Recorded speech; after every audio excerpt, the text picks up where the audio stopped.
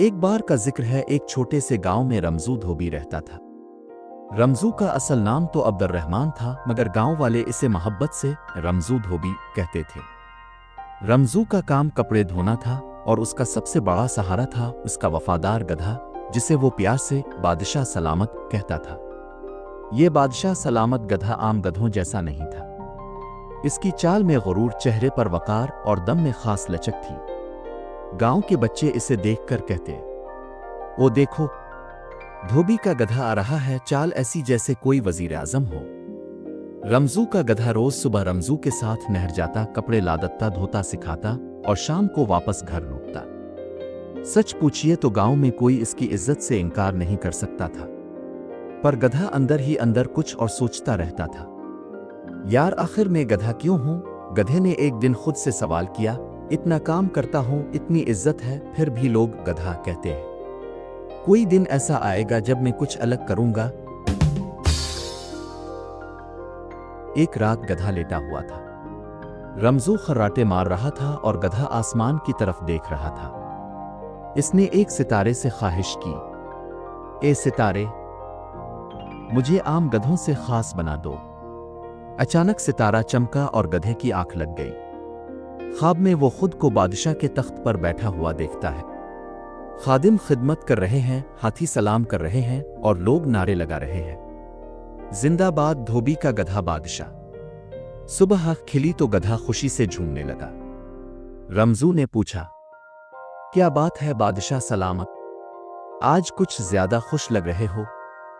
गधा सोचने लगा, अब वक्त आ गया है कि मैं अपने ख्वाब को हकीकत बनाऊं।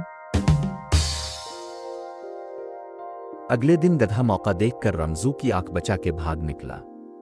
वो सीधा गांव के चौक पर गया और एक ऊंची जगह चढ़कर ऐलान किया, लोगों, आज से मैं सिर्फ धोबी का गधा नहीं बल्कि तुम्हारा बादशाह हूं। सब हंसने लगे।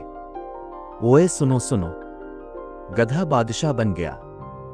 एक बच्चा बोला, तो रियाया को क्या हुक्म है बादशाह सलामत? गधे ने नाक फैलाकर कहा, सबसे पहले मुझे रोज गाजर का हलवा दिया जाए। दूसरा, मुझे कपड़े धोने से आजादी दी जाए। तीसरा, मेरी पीठ पर फूलों की चादर बिछाई जाए। एक बुढ़ा बोला, और चौथा? गधा बोला, चौथा जो मुझे गधा कहेगा इस पर जुर्माना होगा।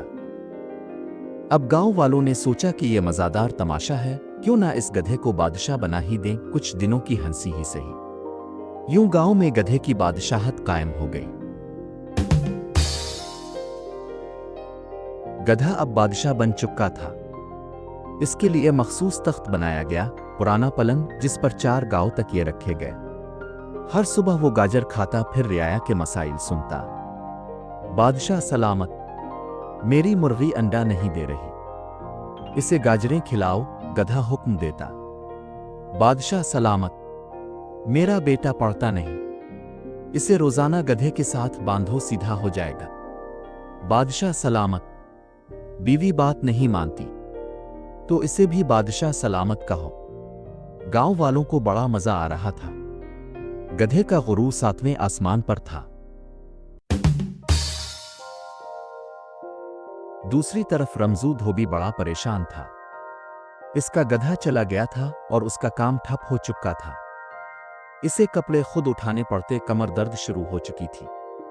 एक दिन रमजू ने फैसला किया, अब बहुत हुआ, मुझे अपना बादशाह सलामत वापस चाहिए। इसने एक चालाक मंसूबा बनाया। रमजू ने शहर से शहनाई बजाने वाला, बांसुरी नवाज और बंदर का तमाशा दिखाने वाला बुलाया। अगले दिन गांव में खूब शोर हुआ। गधा हैरान हुआ, क्या हो रहा है मेरी सल्तनत में? मुझे क्यों नहीं बताया गया? वो तख्त से उतरा और भागा शोर की तरफ। उधर रमजू बंदर को तरबियत दे रहा था कि जैसे ही गधा आए वो इसकी दुम पकड़कर झूला झूले और कहे, ओ गधे वापस आ जाओ।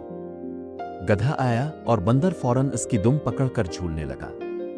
सारा गांव हंस हंस कर दोहरा हो गया। गधा शर्मिंदा होकर भागा, पर दुम में बंदर लटका हुआ था। एक बच्चा बोला, अब बादशाह सलामत की सवारी बंदर है। आखिरकार गधा थक कर रुक गया और रमजू के कदमों में गिर पड़ा। मुझे मुआफ कर दो, मैं वापस आना चाहता हूं। रमजू हंसा और बोला, चिल्लू वापस काम पर लगो। बादशाहत सबको रास नहीं आती।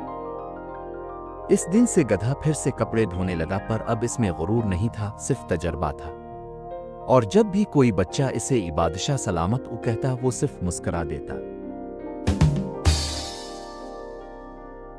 इखलाकी सबक। गधा होना बुरा नहीं, मगर गधेपन पर फख्र करना जरूर बुरा है। हर किसी की इज्जत इसके काम में है। ख्वाब देखो जरूर, मगर हकीकत से मुंह ना मोड़ो।